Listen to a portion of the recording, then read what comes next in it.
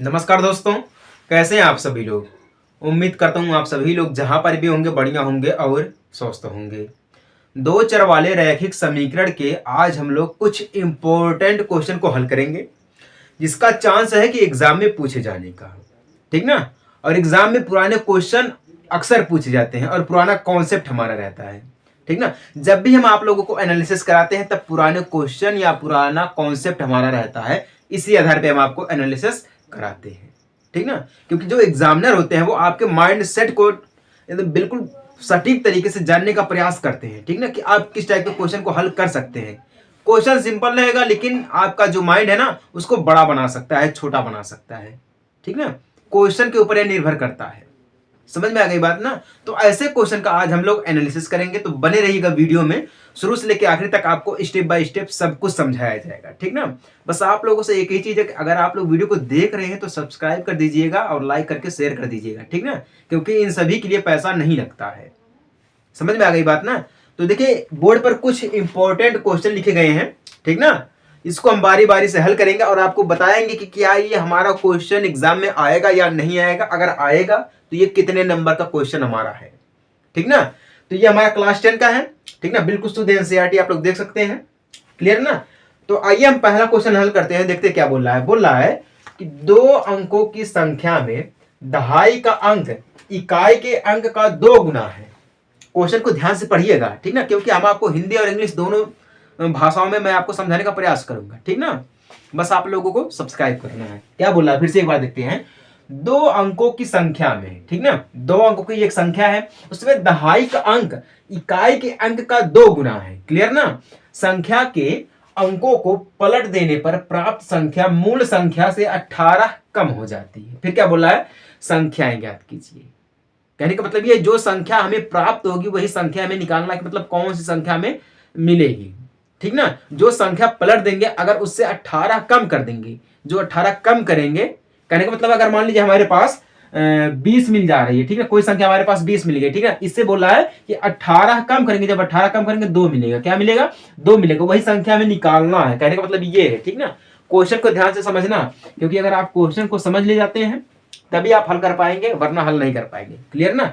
आइए हम क्वेश्चन को समझते हैं और साथ ही साथ इसको हल करते हैं। ठीक ना। बोल रहा हमारे पास दो अंकों की एक संख्या है। दो अंकों की एक संख्या है। मान लेते हैं अंकों की संख्या छोड़िए पहले, अब यहाँ पे अंकों की संख्या मान लेते हैं दहाई, 10।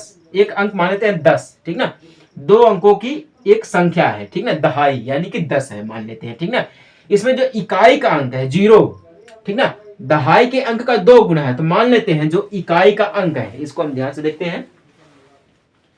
आप लोगों को मैं बिल्कुल सटीक तरीके से समझाने का प्रयास करूंगा, बस आप लोगों को ध्यान से देखना है, समझना है। यूपी बोर्ड में अक्सर ये क्वेश्चन पूछे जाते हैं। ठीक ना। तो मान लेते हैं पहला, यानी कि पहला अंक या इकाई का अंक ऐसे लिखते हैं। इकाई का माना, यानी कि लेट, माना इकाई का अंक। ठीक ना। माना इकाई का अंक यक्स। क्या मान लेते हैं, यक्स। फिर क्या बोल लेते हैं, इकाई के अंक का 2 गुना क्या है, दहाई है। ठीक ना। तो दहाई का अंक क्या हो जाएगा, दहाई का अंक, दहाई का अंक यानी कि क्या है, इकाई के 2 गुना है। तो इकाई अगर यक्स है तो 2 गुना यानी कि 2x हो जाएगा। क्या हो जाएगा, 2x हो जाएगा। ध्यान से देखिएगा, मैं आपको बिल्कुल बिल्कुल आसान भाषा में समझाने वाला हूं। ठीक ना। अगर इकाई का अंक हमने यक्स माना है तो दहाई का अंक यानी कि जब 2 गुना इकाई का है तो 2x हो जाएगा। क्लियर ना। तो क्या बोल रहा है, दो अंकों की संख्या, यानी कि 2 अंकों की, यानी कि दहाई। क्या बोली जाती है, दहाई। तो हम यहां पे लिखेंगे संख्या बराबर, क्योंकि संख्या बोला ना, 2 अंकों की संख्या, तो संख्या बराबर 10, फिर 2x प्लस यक्स, ऐसे हम इसको लिखेंगे। ठीक ना। क्योंकि ये दहाई का अंक तो हमारा 10 ही रहेगा, क्योंकि क्वेश्चन में ही बोला 2 अंकों की संख्या लेना है। जब 2 अंकों की संख्या लेंगे तो 10, 2 अंकों की सबसे छोटी संख्या 10 होती है और सबसे बड़ी संख्या 99 यानी कि 99 होती है, 2 अंकों की। ठीक ना। और 3 अंकों की सबसे छोटी संख्या 100 होती है और सबसे बड़ी संख्या 999 होती है, यानी कि 999। ठीक ना। तो ऐसे छोटे छोटे पॉइंट्स जो होते हैं ना, वो आपको डिसबैलेंस कर सकते हैं, डिस्ट्रॉय कर सकते हैं। ठीक ना। और जो मैं आपको क्वेश्चन बता रहा हूं, ऐसे क्वेश्चन सिर्फ बोर्ड एग्जाम में ही नहीं पूछे जाते हैं। ठीक ना। ऑल एवन जितने भी एग्जाम होते हैं मैथमेटिक्स के, सभी में ऐसे क्वेश्चन पूछे जाते हैं, ठीक ना। क्वेश्चन बस क्या करता है, एग्जाम में जो बोर्ड एग्जाम होता है उसमें क्वेश्चन थोड़ा सा लंबा खींच देता है, और जो हमारा कोई वैकेंसी का हमारा होता है उसमें थोड़ा शॉर्ट कर देता है, छोटा कर देता है। पॉइंट वही रहता है, तरीका थोड़ा बदल देता है, ठीक ना।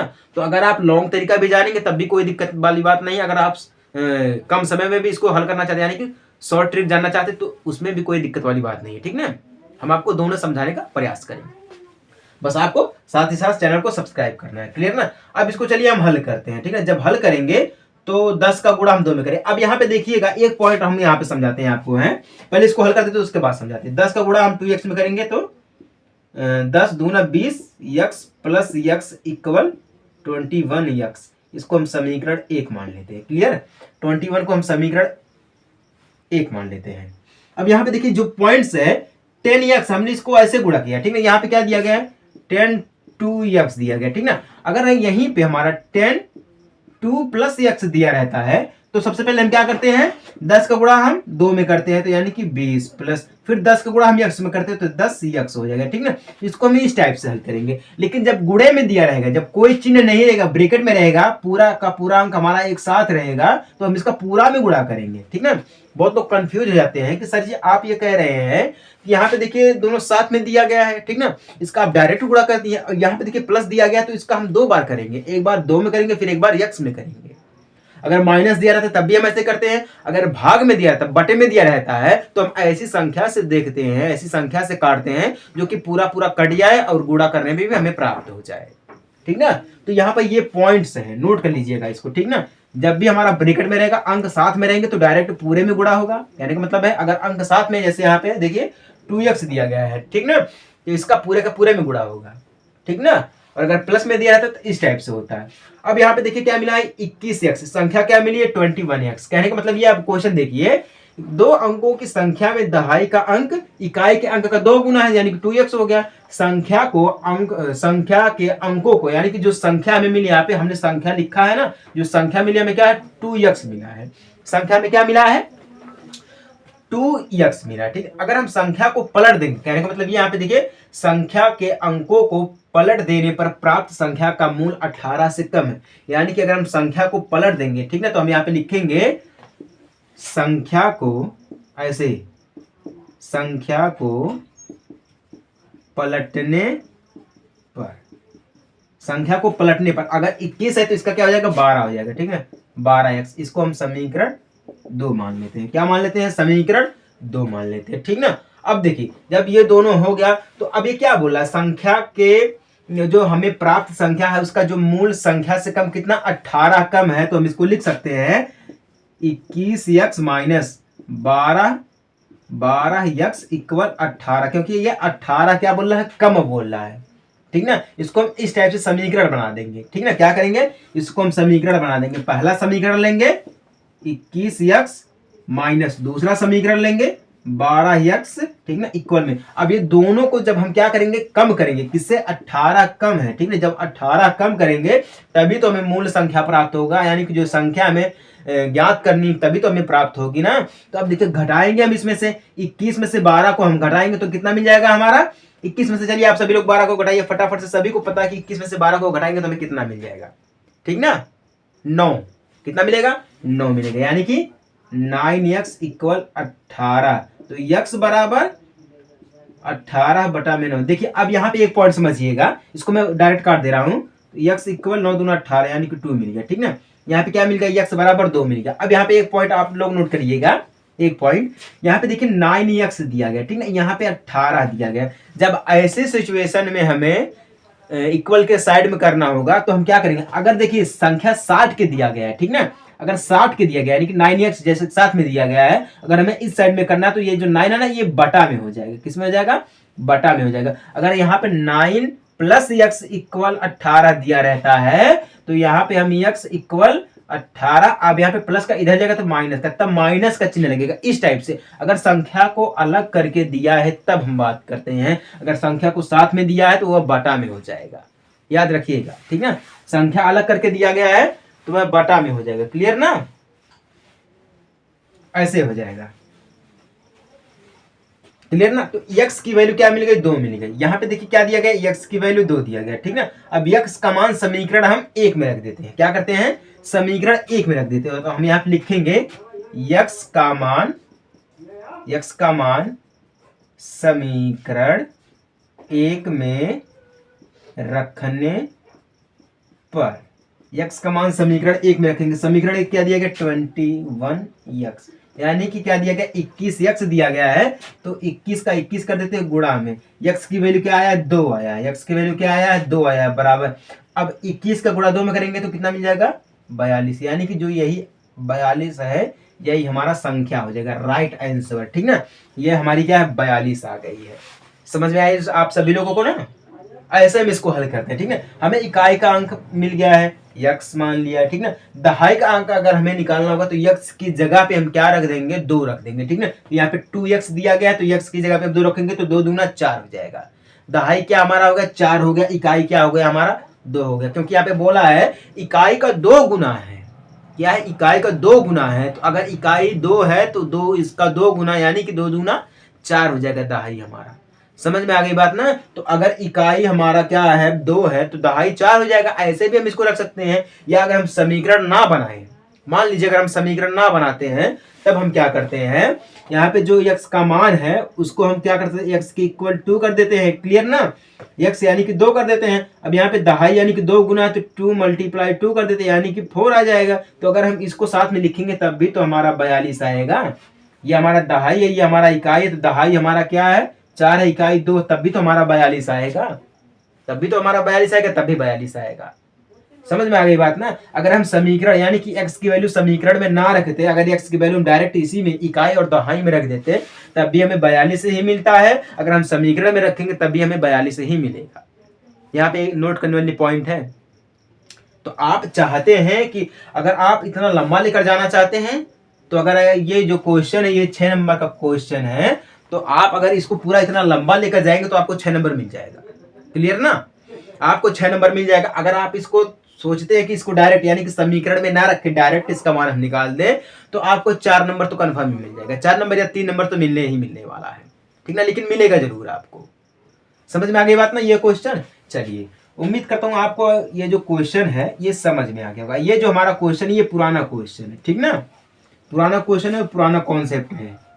आप देखते हैं, अगर जो लोग हैं एनसीईआरटी पढ़ते हैं ना, उनको पता होगा कि ये क्वेश्चन क्या महत्व है इसका, इस क्वेश्चन का, ठीक है। जो एनसीईआरटी पढ़ते हैं उनको पता होगा इस क्वेश्चन का महत्व, ठीक ना। आइए दूसरा क्वेश्चन हल करते हैं, देखते क्या दिया गया है। बोल रहा है पिता की वर्तमान आयु अपने पुत्र की आयु की 4 गुनी है, ठीक ना। 5 वर्ष पूर्व पिता की आयु पुत्र की आयु की 7 गुनी थी। दोनों की वर्तमान आयु ज्ञात कीजिए। ये क्वेश्चन, ये भी पुराना क्वेश्चन, हमसे ये 6 नंबर का पूछा जाएगा, ठीक ना। क्या बोल रहा है, पिता की वर्तमान आयु अपने पुत्र की आयु की 4 गुनी है, ठीक ना। क्या है, 4 गुनी है। तो मान लेते जो पुत्र की आयु है, माना मैथमेटिक्स है, आप सभी को पता है मैथमेटिक्स मतलब माना जाता है, ठीक ना। तो माना पुत्र की आयु क्या है, x वर्ष, क्या मान लेते हैं, x वर्ष है। अब वर्तमान समय में पुत्र की आयु की 4 गुनी है, किसकी आयु, पिता की। तो हम यहाँ पे लिखेंगे पिता की आयु, ठीक है। वर्तमान समय ऐसे लिखेंगे हम, वर्तमान में पिता की आयु, क्योंकि वर्तमान समय में बोल रहा है ना, तो पिता की आयु 4 गुनी है, यानी कि 4x हो जाएगा वर्ष, ठीक ना, 4x वर्ष हो जाएगा। 5 वर्ष पूर्व पिता की आयु, ठीक है ना, 5 वर्ष पूर्व पिता की आयु। तो हम यहाँ पे लिखेंगे 5 वर्ष पूर्व पिता की आयु, ठीक ना, पिता की आयु। तो वर्तमान में 4 है, पूर्व यानी कि पहले -5 वर्ष हो जाएगा, ऐसे हम लिखेंगे। क्लियर ना, वर्तमान समय में अगर 4x है तो 5 वर्ष पहले क्या हो जाएगा, 4x - 5, यही होगा ना। अब क्या बोल रहा है, पुत्र की आय की 7 गुनी थी, ठीक ना, किसकी आय की, पुत्र की आयु की 7 गुनी थी, ठीक है। तो पुत्र की आयु क्या हो जाएगी, x माइनस 5। अगर ये भी 5 वर्ष पहले है, अगर पिता की उम्र जो है 5 वर्ष पहले है, तो पुत्र की उम्र भी 5 वर्ष पहले ही होगी ना, बाद में तो नहीं होगी ना। तो हम यहाँ पे लिखेंगे 5 वर्ष पूर्व पुत्र की आयु बराबर, तो क्या आ जाएगा, अगर यक्स है तो ये भी माइनस हो जाएगा, क्यों, यक्स माइनस 5 हो जाएगा। क्लियर ना, ये तो हो गया। अब हम इसको हल करेंगे, ठीक ना। 5 वर्ष पूर्व, यानी कि कहने का मतलब हमारा यहाँ पर ये है कि हो जाएगा, हम इसको अगर समीकरण में बनाएंगे तो 4x माइनस 5, ठीक ना, इक्वल 7 वर्ष पूर्व है तो 7x माइनस 5, ठीक ना। इसको हम समीकरण, हाँ यही दिया गया ना समीकरण भी हमारा जबरदस्त बना है, ठीक ना। समीकरण भी हमारा यही दिया गया है, 4x माइनस 5 इक्वल में 7x माइनस 5। अभी हम इसको हल करेंगे, 4x माइनस 5 इक्वल, इसका गुणा करेंगे, ठीक ना। अभी देखिए हम गुणा में आपको कुछ अलग बताए थे, अगर साथ में था तब हम ऐसे किए थे, अगर साथ में नहीं है तब हम उसको इस टाइप से किए थे, ठीक ना। तो अगर ये साथ में नहीं है तो 7 का गुणा x में करेंगे 7x, ठीक ना। अब यहाँ पे देखिए माइनस दिया गया, 7 × 5 = 35 हो जाएगा, तो माइनस का 35 हो जाएगा। क्लियर ना, माइनस का 35 हो गया है। अब 4x, अब यहाँ पे देखिए 7 प्लस का इधर जाएगा तो माइनस का 7x हो जाएगा, इक्वल में माइनस का 35 है, अब ये माइनस का 5 है, इधर जाएगा तो प्लस का 5 हो जाएगा, ठीक ना, प्लस का 5 हो जाएगा। क्लियर ना। अब इसको हल करते हैं। अब यहाँ पे देखिए 4x माइनस 7x दिया गया है, तो 4 संख्या छोटी है 7 बड़ी है, तो क्या होगा, माइनस में घटेगा। किस में घटेगा, माइनस में घटेगा, तो माइनस का 3x हो जाएगा। क्लियर ना, इक्वल में। अब यहाँ पे देखिए माइनस 35 से यहाँ पे प्लस 5 है, तो क्या होगा, माइनस और प्लस घट जाएगा, ठीक ना, तो माइनस का 30 हो जाएगा। क्या हो जाएगा, माइनस का 30 हो जाएगा। क्लियर ना।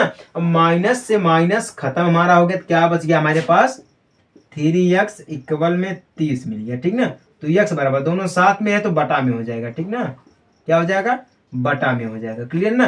तो 3 से काट देंगे, बराबर कितना आ जाएगा, 10, यानी x की वैल्यू क्या आ गई, हमें 10 आ गई। x की वैल्यू क्या मिल गई, 10 मिल गई, यानी कि जो पुत्र की आयु है वो वर्तमान समय में कितनी है, 10 वर्ष है, ठीक ना, कितनी है, 10 वर्ष है। हम यहाँ पे लिख रहे हैं पुत्र की आयु वर्तमान समय में, पुत्र की आयु वर्तमान, कहाँ दिया गया, हाँ, पुत्र की वर्तमान समय में आयु, ऐसे लिखते हैं तब समझ में आएगा आपको, ठीक ना। पुत्र की आयु, ठीक ना, पुत्र की आयु वर्तमान, ऐसे मैं लिख दे रहा हूँ, वर्तमान में क्या है, 10 वर्ष है, क्योंकि x की वैल्यू 10 आई है, यानी कि 10 हो गया, ठीक ना। अब पिता की उम्र क्या है, ठीक ना, वर्तमान में पिता की उम्र या आयु बराबर क्या, 4x है, तो 4x, यानी कि x की वैल्यू क्या मिली है, हमें 10 मिली है, x की वैल्यू क्या मिली है, 10 मिली है, तो 4 × 10 इक्वल 40, यानी कि 40, यह आ जाएगा आपका आंसर, ठीक ना, क्या जाएगा आंसर।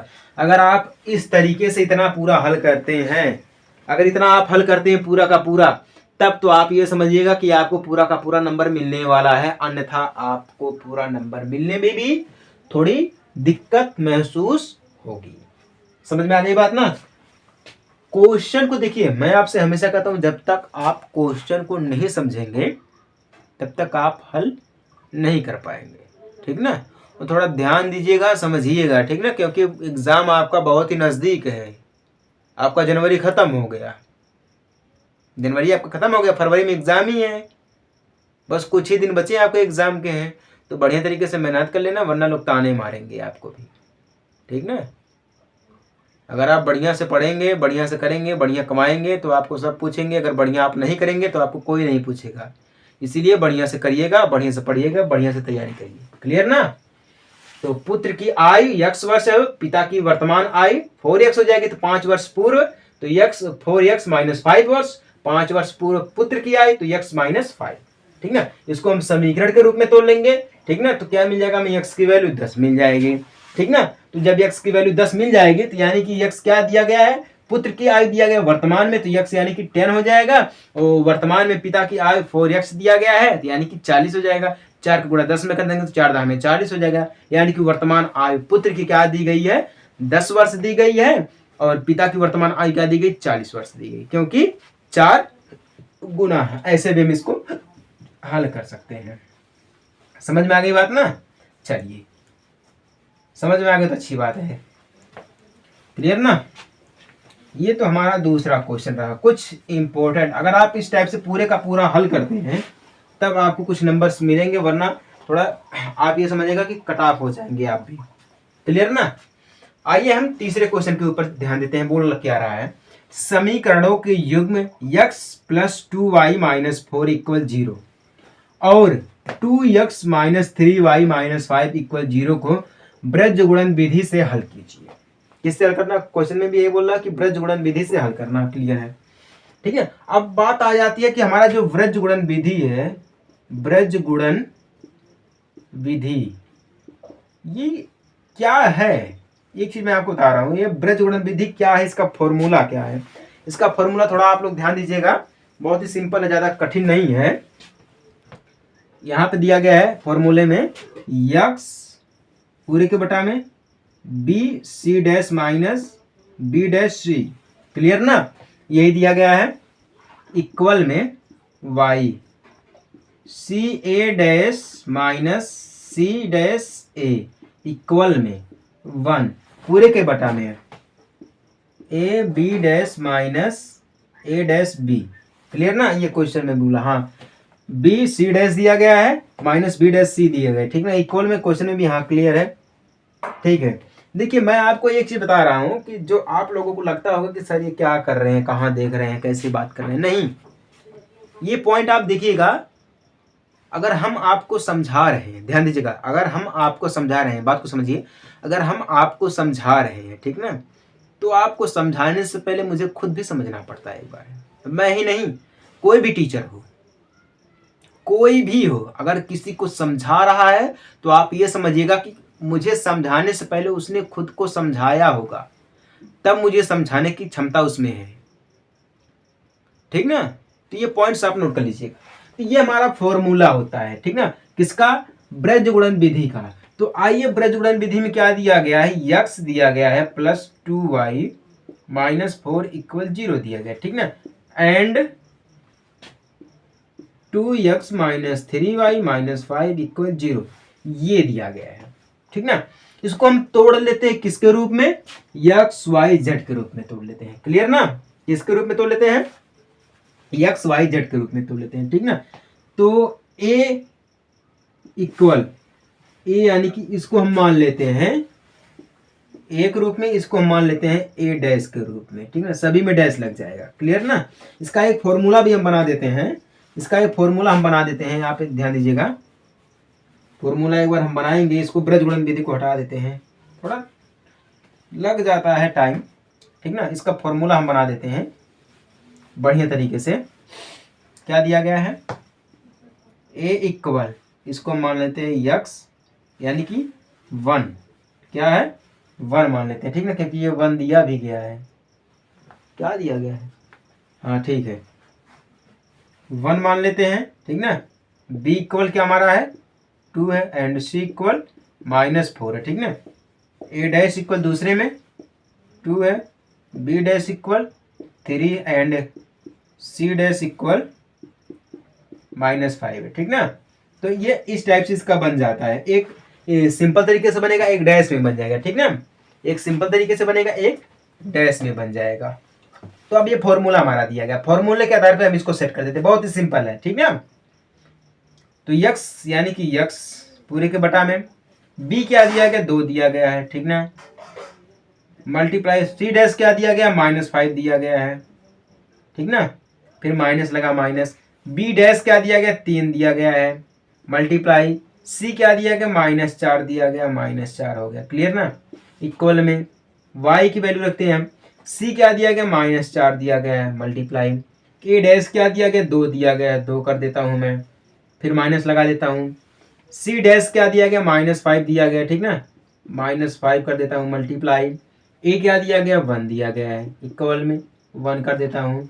ए क्या दिया गया, 1 दिया गया है। बी डैश क्या दिया गया है, 3 दिया गया है, माइनस, ठीक ना। ए डैश क्या दिया गया, 2 दिया गया है, मल्टीप्लाई बी क्या दिया गया, 2 दिया गया है। क्लियर ना, ये यहां तक इसको हम नोट करते हैं, ठीक ना, यहां तक हमने इसको नोट कर लिया। क्लियर है। अब इसको हल करते हैं, यक्स को यक्स कर देते हैं, 5 दूना 10, माइनस का 10, फिर माइनस 4 तिहाई 12, ठीक ना, 4 तिहाई 12, ये माइनस, ये भी माइनस, माइनस प्लस हो जाएगा, क्या हो जाएगा, माइनस माइनस प्लस 4 तिहाई 12। क्लियर, ठीक ना। इक्वल में y की वैल्यू रखते हैं, 4 दूना 8, -8, ये देखिए माइनस माइनस प्लस हो जाएगा एक बार, 5 एकम 5 हो जाएगा, क्या हो जाएगा, 5 एकम 5 हो जाएगा, बराबर में 1, 3 एकम 3 हो जाएगा, -2 दूना 4 हो जाएगा। क्लियर ना, ये यहाँ पर हो गया, सेट हो गया। अब आइए इसको हल करते हैं। अब यहाँ पे देखिए माइनस का 12 दिया गया है, सॉरी माइनस का 10 दिया गया, प्लस का 12 दिया गया है, ठीक ना, तो क्या होगा, घट जाएगा, क्या होगा, घटेगा, ठीक ना। जब ये घटेगा तो यक्स की वैल्यू क्या आ जाएगी, 2 आ जाएगी, बराबर में y। अब यहाँ पे देखिए माइनस का 8 दिया गया, यहाँ पे प्लस का 5 दिया गया, तो ये भी क्या होगा, घटेगा, घटेगा तो क्या मिलेगा, 3 मिलेगा, किसका, माइनस का 3 मिलेगा। क्लियर ना, बराबर 1। अब यहाँ पे देखिए, यहाँ पे भी 1 मिलेगा, -1 मिल जाएगा। क्लियर ना, -1 मिल जाएगा। अब यहाँ पे देखिए यक्स और वाई की जो इक्वल सेट है वो क्या है, 1/-1 दिया गया है।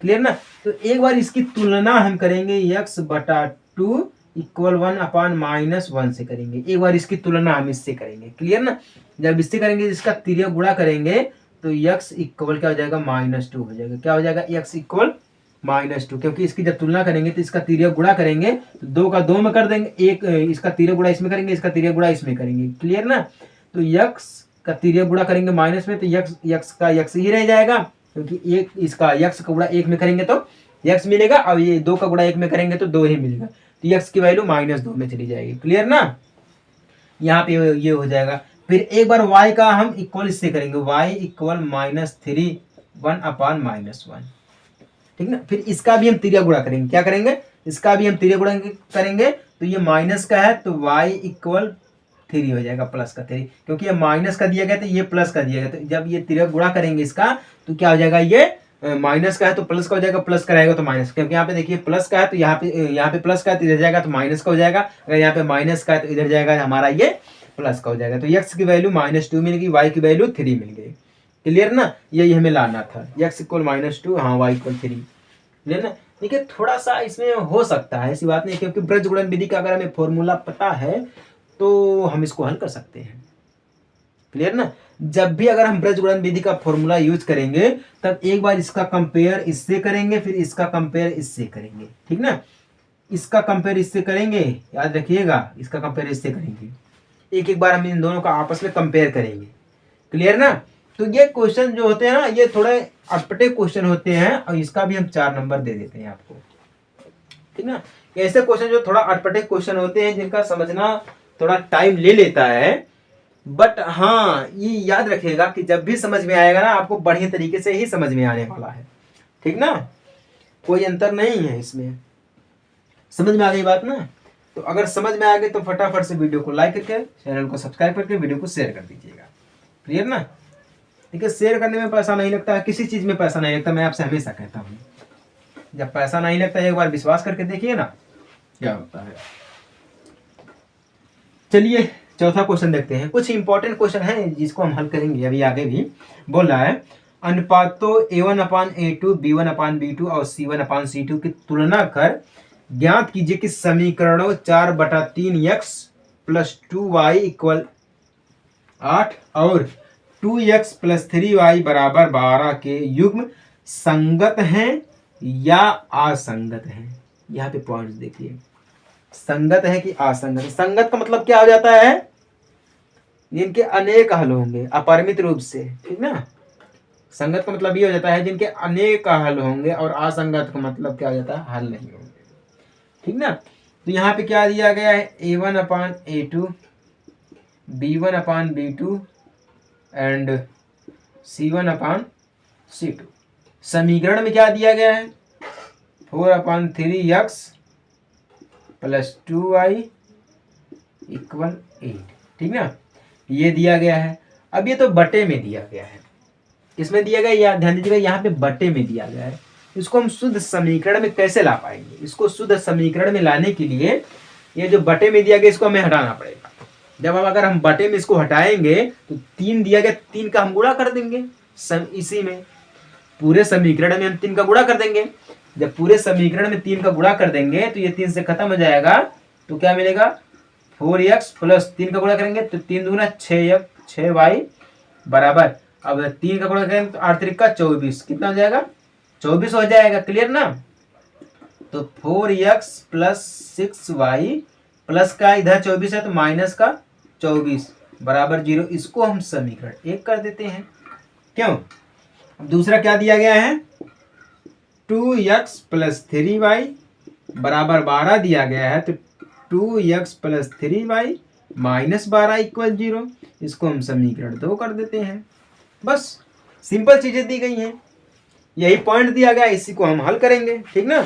समीकरण 1 समीकरण 2, बस यहाँ तक बन गया। बाकी जो फॉर्मूला यूज करना है वो दिया ही गया यहाँ पर है, तो हम इसको लाइन लाइन से सेट कर देते हैं। A1 = क्या दिया गया, पहले समीकरण को देख लेते हैं, 4 है, क्लियर ना। पहले को देख लेते हैं, बार क्या दिया गया है, 4 दिया गया है, एंड B1 6 दिया गया, एंड C1 -24 दिया गया है। क्यों, हाँ C1 -24 दिया गया है। अब A2 2, B2 3 एंड C2 -12 दिया गया है। क्या दिया गया है, -12 दिया गया है। अब वैल्यू रखते हैं, ठीक ना। 1 सेकेंड, हो जाता है कभी कभी यार, दिक्कतें हो जाती हैं, ऐसी बात नहीं है। हाँ वैल्यू रखते हैं, A1/A2 इक्वल टू, A1 क्या दिया गया है, 4 दिया गया, A2 क्या दिया गया, 2 दिया गया है। 4/2, 2 कम 2, 2 दूना 4, कितना, 2/1 हो जाएगा, क्या हो जाएगा, 2/1 हो जाएगा, क्लियर ना। B1/B2 क्या हो जाएगा, B1/B2 हो जाएगा, क्लियर ना। तो B1 क्या दिया गया, 6 दिया गया, B2 क्या दिया गया, 3 दिया गया, यानी कि 6/3, 3 1 3, 3 दूना 6, 2/1। एंड C1 को देख लेते हैं, C1/C2 क्या है, -24 है, बटा में -12 है, तो 12 कम 12, 12 दूना 24, क्या हो जाएगा, माइनस माइनस खत्म, यानी कि 2/1 हो जाएगा। क्या हो जाएगा, 2/1 हो जाएगा। कहने का मतलब ये है कि ये तीनों क्या है, आपस में बराबर है, क्या है, संपाती नहीं है, हाँ सॉरी संपाती है, ये आपस में सभी बराबर है, यानी कि A1/A2 = B1/B2 = C1/C2, क्योंकि 2/1 बराबर 2/1 बराबर 2/1 दिया गया है, ठीक ना। जब ये सब आपस में बराबर हैं तो इनके अनेक हल होंगे, ठीक ना। क्या दिया गया है, जब सभी आपस में बराबर दिए गए हैं तो इनके अनेक हल होंगे। अगर ये आपस में बराबर नहीं होते, अदरवाइज अगर यहीं पर हम इसको लगा देते नॉट इज इक्वल टू, तब ये क्या हो जाता है, एक संगत हो जाता, क्या हो जाता, असंगत हो जाता है। अभी तो संगत है क्योंकि सभी बराबर हैं, तो ये क्या है, संगत है। जिनके अनेक हल होते हैं वो संगत होते हैं, जिनके अनेक हल नहीं होते वो असंगत होते हैं। इस टाइप से हम देखते हैं। तो अगर हम यहाँ पे नॉट इज इक्वल टू लगा देते हैं तब भी हमारा ये असंगत हो जाता है, ठीक है, ऐसी बात नहीं। अगर हम यहाँ पे A1/A2 not is equal to B1/B2 कर देते हैं तब भी तो हमारा ये असंगत हो जाता, असंगत। लेकिन बट यहाँ पे क्या दिया गया है, सभी आपस में बराबर हैं। जब सभी आपस में बराबर है तो इनके अनेकों हल होंगे। क्या होंगे, जब ये आपस में बराबर दिए गए हैं तो इनके अनेकों हल होंगे। जब इनके अनेकों हल होंगे तो यह क्या होगा, ये संगत होगा। हम पहले में बोल दिए जिनके अनेकों हल होते हैं, कहने का मतलब ये है कि जिनके अपरिमित हल है, ठीक ना, जिसको इनफाइनाइट सॉल्यूशन, फाइनाइट मतलब लिमिट, इनफाइनाइट, समझ में आई बात ना। तो जिनके अनेकों हल होते हैं वो संगत होते हैं, जिनके हल नहीं अनेक होते हैं, जिनके सीमित में होते हैं, सीमित होते हैं हल, तो वह असंगत होते हैं। समझ में आ गई बात ना? तो समझ में आएगा तो फटाफट से वीडियो को लाइक करके चैनल को सब्सक्राइब करके शेयर भी कर दीजिए, ठीक ना? तो चलिए मिलते हैं आपसे हम अगले कुछ इंपॉर्टेंट क्वेश्चन के साथ एक छोटे से ब्रेक के बाद। तब तक के लिए जय हिंद, वंदे मातरम।